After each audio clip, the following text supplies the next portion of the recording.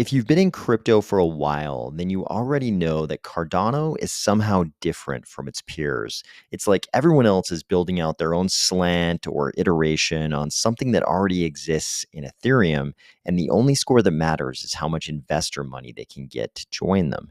Everybody in crypto understands and somehow oddly respects that game, whether it's good for crypto or not. Then you've got Cardano. We seem to be engaged in a very different endeavor. Instead of trying to clone whatever is attracting the most TVL lately, Cardano seems to be dead set on doing the Satoshi-style radical innovation thing where we relentlessly build out the rails for a new financial system, a better one, actually run by the people for the benefit of the people, the greatest possible benefit of the people. This is either a terrible flight of utopian fancy, or maybe we're onto something here. I'm down to find out. Ready? Let's go.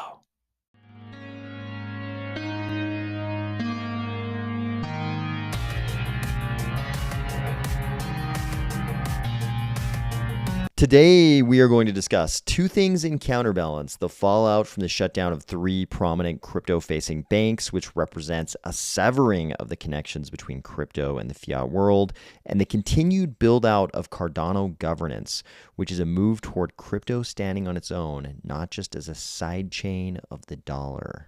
If you're like me and you have no idea what this guy is doing, but you're glad to see that he's heads down building out the economic rails of a new financial system, or if you're finding value in these videos each weekday, please consider delegating to the Army of Spies stake pool, ticker AOS. Today was a pretty alarming day for a lot of people in crypto, especially people who are thinking about sort of the big picture of crypto, not just, when is number going to go up on my favorite, whatever DeFi governance token, but people are actually thinking about where we're going with all this. Where is crypto actually going? What are we doing here? Are we actually building something that can be lasting and have a positive changing effect, on the world, on humankind? Are we building something like that? Or are we just building a bunch of penny stocks that mainly serve the number goes up purpose?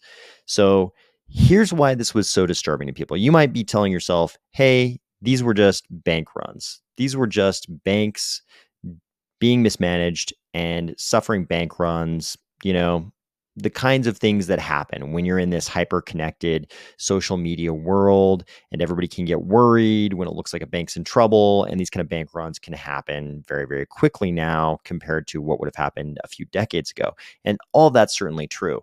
But there seems to be, that is definitely going on for sure. These were bank runs, and I'm sure there was a little bit too much risk taking on the part of the people running those banks.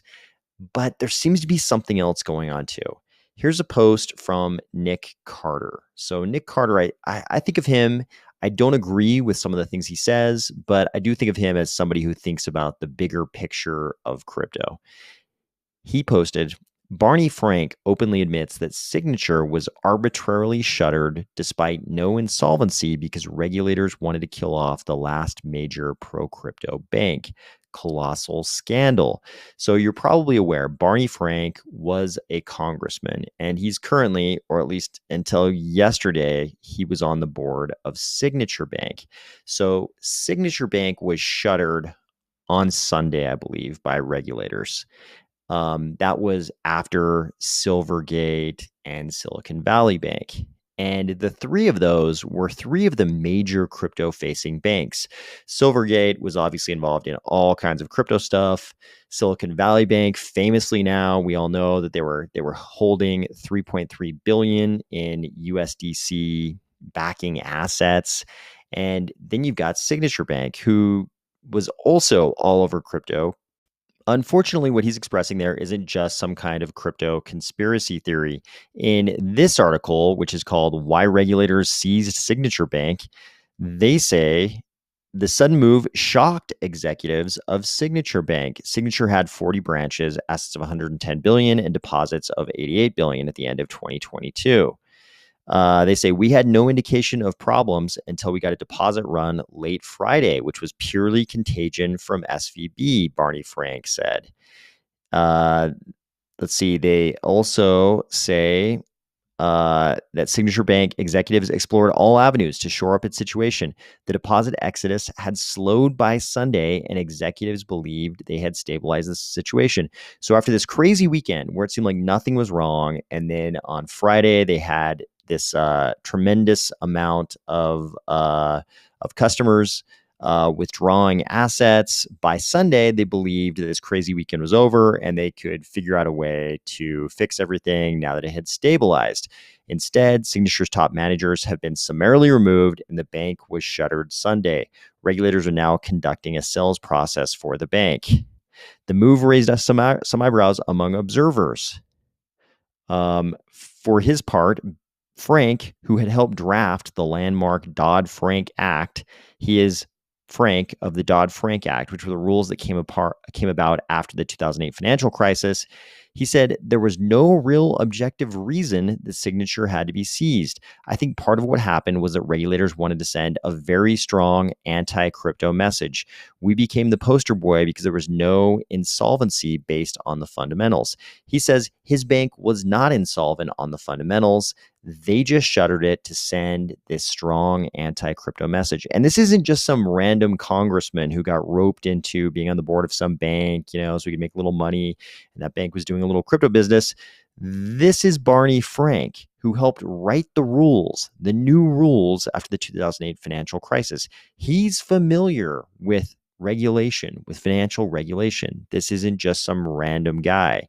He's familiar with the way Washington works and the way financial regulation works, even in the wake of financial crisis.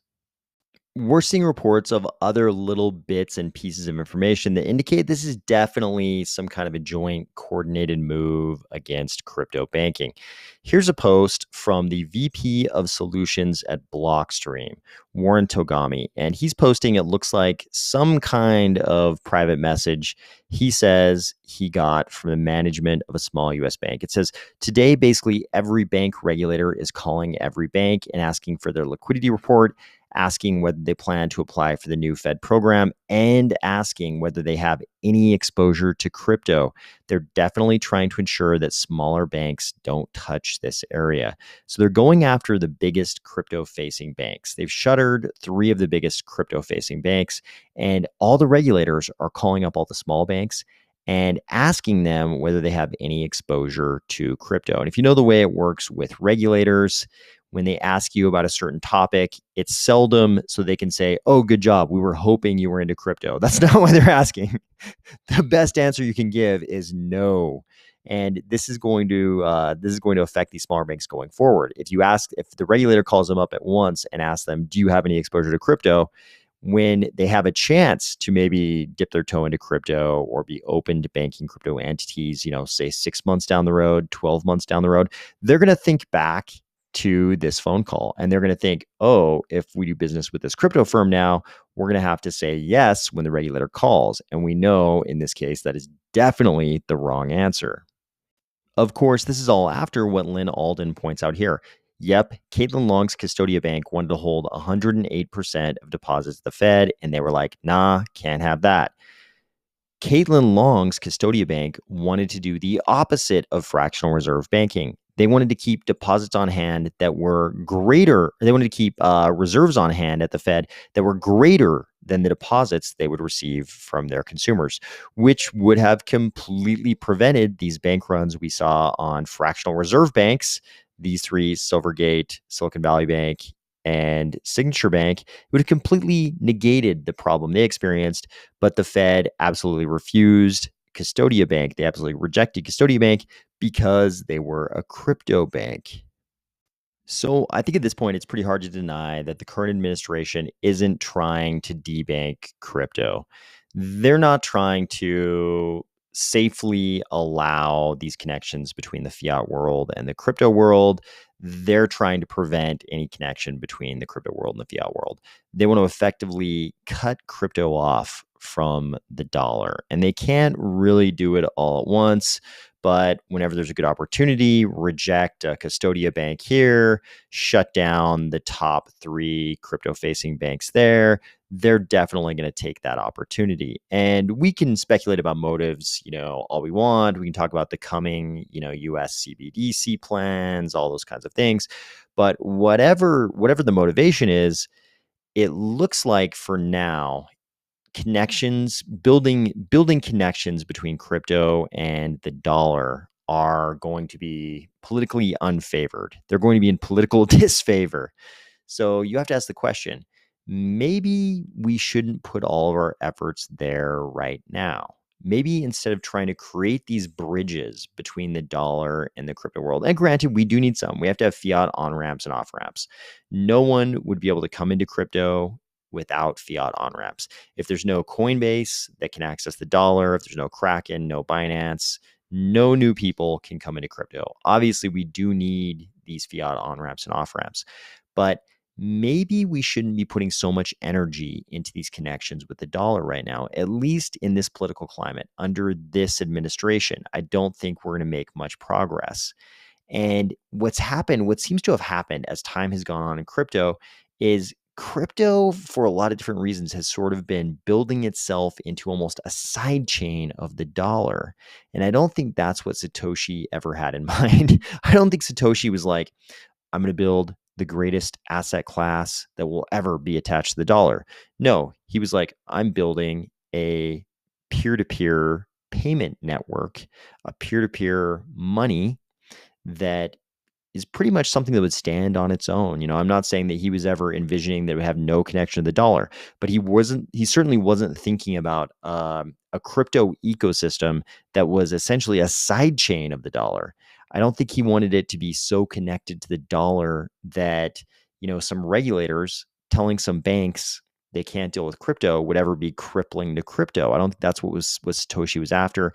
And I don't think connections that deep, that much lack of independence in crypto was what we were all looking for. I think what crypto, at least in this political climate, needs to do is build out crypto's ability to stand on its own. And that's something we've been driving really hard at in Cardano. This is the latest version of SIP 1694. If you've been living in a cave somewhere you may not know, SIP 1694 is the Cardano improvement proposal, which will bring us the Voltaire era in Cardano. That's the self-governance era in Cardano. This is the framework for launching self-governance in Cardano. And while there's been a huge amount of debate about the contents of SIP 1694 the last couple of weeks in Cardano, what's more interesting to me is that it feels like we've kind of been sleeping on the significance of this within the context of the greater crypto landscape. So if you think about what we have right now in crypto, we've got Bitcoin, which is seemingly frozen in time. They can't really make much progress over in Bitcoin because the only way things can happen is if the miners all agree to it. If you want any kind of change in Bitcoin, you pretty much have to have some kind of a fork, and all the miners have to agree to mine on the new fork of Bitcoin. So nothing ever happens. You get, sort of like you get these attempts at scaling solutions like the Lightning Network, which has achieved, let's face it, pretty limited success. You get things like that. But as far as the base layer goes, you don't get much progress. Bitcoin's kind of frozen in time. Then next up, you've got Ethereum, where things get really weird because you'd expect Ethereum being sort of like the next generation in crypto. You would expect they would have said, hey, Bitcoin's not making much progress. We should move to self-governance. Instead, what they seem to have moved toward is perpetual rule by the elite. They would probably call it something more like, rule by consensus with, a bunch of core developers, giving us their time, giving their time to the development of the ecosystem. There are a lot of ways you could paint that to make it sound nice, but can something remain nice if there is no self-governance? I mean, we think about the history of sort of nation states or kingdoms or whatever sort of political divisions you want to think about Has anything ever really remained nice where there was no self-governance?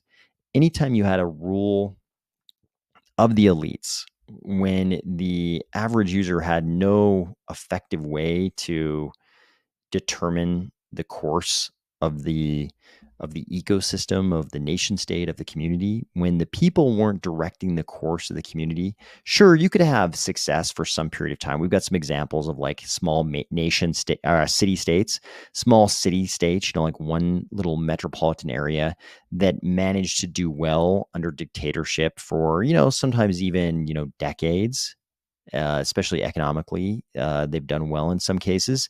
But when you look at a broader view of history, we don't have examples of nation states that did well for extended periods of time under dictatorship or rule by even enlightened elites. Because even if they seem like benevolent leaders in the beginning, it always turns into something malevolent. It never stays benevolent. And I think that's the problem we're seeing in Ethereum. They've definitely charted a course away from on-chain governance. And what they have is this sort of governance by consensus. It seems like history shows us that never quite turns out well. Cardano, on the other hand, definitely seems to be going in the other direction. It seems like the founders of Cardano are kind of doing the Satoshi thing, giving the ecosystem to the community. They're doing all these things that basically strip power away from themselves and give it to the community. People are giving them kind of a hard time about a lot of this, but actually, man, it looks to me like they're giving up about as much power as they can while still having a role in the ecosystem, which I think we very much need them to have. I mean, like I've said it before, but we're getting a huge amount of work out of IOG, and I think we definitely want IOG and the foundation and Emergo to all be a part of the community going forward. So I think having them on this constitutional committee in the beginning is like the least role, is the smallest role we would want them to have. And what's funny is not only can you have a vote of no confidence, the DREPs and the SPOs can have a vote of no confidence to kick out the Constitutional Committee, but they've also instituted term limits now. In this new version, there's quite a bit of discussion of term limits. Not only can the DREPs and the SPOs kick out the Constitutional Committee and form a new one, there's also term limits. The system will automatically enter a state of no confidence when the term limit for the Constitutional Committee expires. This limit is a governance protocol parameter which specifies a maximum number of epochs. So not only are they saying, hey, you can kick us out if you want to, they're also saying, we're automatically going to get kicked out and you'll have to revote to either reelect us or not after a certain number of epochs. I mean, IOG and the foundation and maybe Emergo, whoever's going to be on this initial constitutional committee, they seem to be giving themselves as small a role as possible, which we can kick them out of and which they automatically get kicked out of anyway. They're giving themselves the smallest possible role. This is like very Satoshi-esque. I'm worried at this point, I've said it before, but I'm worried about them having too small a role, not too big a role. And there's a lot of other fleshing out of things in this new version of SIP 1694.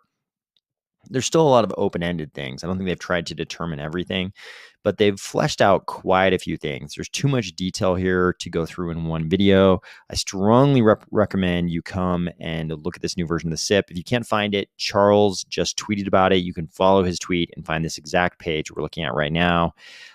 Among all the new details in this revised version, here are a few highlights. So going forward in this version, we'll have predefined DREPs. One will be abstain and one will be no confidence. So if you delegate to the abstain predefined DREP, then your stake is actively marked as not participating in governance as long as it's delegated to that abstain DREP. If you delegate to the no confidence DREP, then your stake is counted as a no vote on every single governance action, unless it's a no confidence vote, in which case, obviously, you're voting yes. So this is a way we'll be able to sort of chart what percentage of the community has absolutely no confidence in the existing constitutional committee, because they're delegated to the no confidence DREP and voting no on everything unless it's should we kick out the Constitutional Committee. There's also this new anchor thing. So you'll be able to upload a URL to things like DREP registration certificates so that we won't have to, obviously, we don't want to store a huge amount of information on chain that we could store in a website. So this anchor will just be a URL taking you to a website, and you can have whatever arbitrary information on there you want. In the case of a DREP registration certificate, this would obviously be probably information about the DREP. So we've also got some incentives things going on related to these DREPs. So after the bootstrapping phase, which we'll talk about in a second, reward accounts will be blocked from withdrawing any rewards unless the associated stake credential is also delegated to a DREP. So you won't be able to withdraw your rewards unless you're delegated. Obviously, this is to force people to be involved in governance. So you're pretty much going to have to delegate to a DREP or be a DREP yourself, or you won't be able to withdraw your rewards. Obviously, there will also probably be incentives for DREPs, because if this involves any kind of an investment of time, nobody's going to want to do that unless there's some kind of payment for that. People have to actually pay their bills. So I think if members of the community are going to be DREPs, they're probably going to need to be incentivized in some way. They're going to need to be paid. Otherwise, nobody will want to sacrifice their time. So then we get down here to the table that has always been sort of the heart of SIP 1694.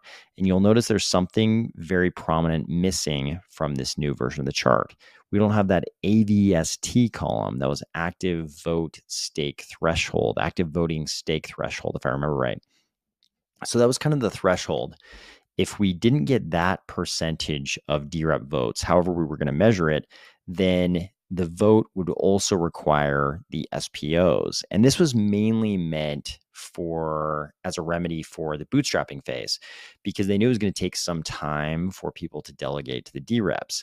So they didn't want some important matter that comes up to be decided by a very small amount of stake delegated to the DREPs. The idea was, hey, if we're not above a certain threshold of DREPs having delegated stake, then it will require the DREPs and the SPOs, probably in addition to the Constitutional Committee in the case where we have check marks here. That's gone now. And we'll explain why in a second. They're sort of running the bootstrapping phase a little bit differently, and it gets rid of this AVST, this active voting stake threshold, which I think is important because it does something else.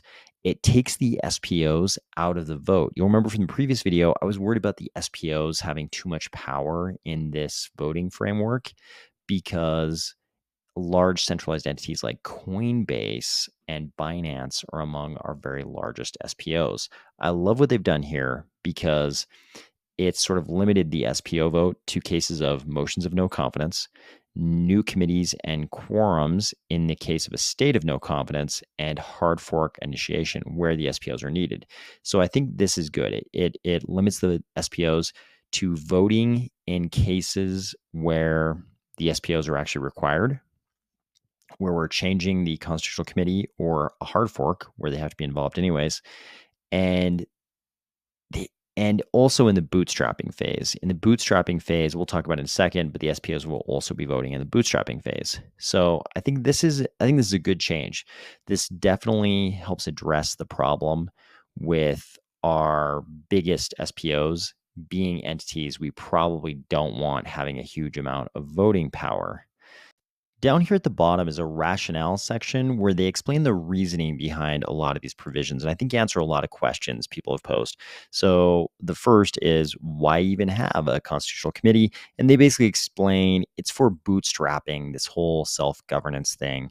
The Constitutional Committee comes into play to make sure that the system can transition from its current state into fully decentralized governance in due course. So they're basically saying, hey, we don't know how quickly people are going to register as DREPs, nor how reactive other ADA holders will be regarding delegation of votes. So it's this transition. It's meant to be a transitional thing until we have a lot of DREPs registered and a lot of people delegating to the DREPs. They want to make sure they have sufficient participation among the whole community. So they've got this constitutional committee, and that brings up the whole AVST omission and the bootstrapping phase. So as we talked about, the AVST, the active voting stake threshold, was another bootstrapping mechanism to make sure that enough DREPs had registered and enough of the community was delegating to those DREPs before the DREP vote was making important decisions for the ecosystem. So instead, what they're going to have is this bootstrapping phase. During this bootstrapping phase, a quorum vote from the Constitutional Committee is sufficient to change the protocol parameters. Secondly, during the bootstrapping phase, a quorum vote from the Constitutional Committee together with the SPOs is sufficient to initiate a hard fork. So during bootstrapping, the Constitutional Committee can change protocol parameters. They can hard fork along with the SPO vote. So Constitutional Committee can make protocol parameters, Constitutional Committee plus SPOs can hard fork. After the bootstrapping phase, we go into this other little intermediate phase where they're going to say, okay, right after the bootstrapping phase, as we transition to DREP voting, your vote as a DREP is going to count at first if you're just within the first X many DREPs ranked by stake. So you'll have to be in like the top 5,000 DREPs ranked by delegation, basically. Or you have to have a certain amount of ADA. So it'll be like either you're in the top 5,000 DREPs by delegation, or you have 50,000 ADA delegated to you, something like that, 10,000 ADA, 5,000 ADA, whatever the numbers are. And then every epoch, the value of X will increase toward infinity, and the value of Y will decrease towards 0, so that eventually every single DREP vote will count. They say reasonable numbers for the initial value of X are probably 5,000 to 10,000. So you'd have to be ranked in the top 5,000 or 10,000 DREPs. Reasonable numbers for the initial value of Y are probably the total number of Lovelace divided by the initial value of X, whatever that rank threshold is. The mechanism should be set to relax at a rate where the restriction is completely eliminated after a period of 6 months to a year. So this whole transition would take 6 months to a year. And up here, when they talk about that's the post-bootstrapping phase. Up here, when they talk about the bootstrapping phase proper, they say the bootstrap phase proper ends when either of the following occurs: a sufficient amount of stake is delegated to DREPs, or a given number of epochs has passed, likely to be a number of months after the hard fork. So I think these are good changes. It looks like they've actually listened to the community. They've made a bunch of changes based on community feedback. I really like that they got rid of the AVST to limit the number of circumstances in which the SPOs are voting. You notice up here, the SPOs are just voting on those 3 things, and everything else is the DREPs and the Constitutional Committee. But remember, the Constitutional Committee can be kicked out by the DREPs and the SPOs, or they can just be kicked out by term limits. I think it's hard to make the case here that any of the founding entities, including IOG, are trying to retain their grasp on power. If anything, they're like, go ahead, take it. We're giving it to you. We're giving governance to the community. So I think this is good. I mean, I think they're doing the Satoshi-esque thing here. And governance is difficult. Like, we could set up the best possible governance system, at least something that looks like the best possible governance system, put infinite amount of work into it. We could hire the best political scientists in the entire world, the best governance theorists, whatever. And somebody could still figure out a way to game the system and break the governance system. That could happen. Some entity could come along and figure out how to game all this and completely break our governance. That could happen. That could happen to any governance system you set up. But this looks pretty good. This looks like a pretty good start. And it doesn't look to me like IOG or any of the founding entities have any kind of, bad agenda here. It looks like they're really just trying to give governance to the community. I think this is a pretty good stab at it. I'm sure we'll have to change the way we do governance a million times going forward. I mean, it's going to have to be this ever evolving, morphing thing to, adapt to changing circumstances and to exploits that pop up. But I think this is a pretty good first stab. And I think if we put this or something like it in place, Cardano is going to be a different sort of thing. We're not going to fall into that same category of, an ecosystem that's been built out to be a sidechain asset class to the dollar. We're going to be something else. This is going to be a community, a real ecosystem with its own government. I mean, we're going to have a government once this is put in place. Cardano is going to be a different thing among the large cap cryptocurrencies. We're not going to be like the rest. We're not going to be ruled by a small cadre of elites who have no intention of ever giving up power, no matter what they call it, whether they call it informal consensus or, a rule by a nonprofit foundation that theoretically represents everybody. It's all pretty much ruled by a small number of elites. Cardano won't be that. This will be a real community with real self-governance. Cardano will be something completely different, and I'm looking forward to it. Hope you're having a great week, and I'll talk to you tomorrow.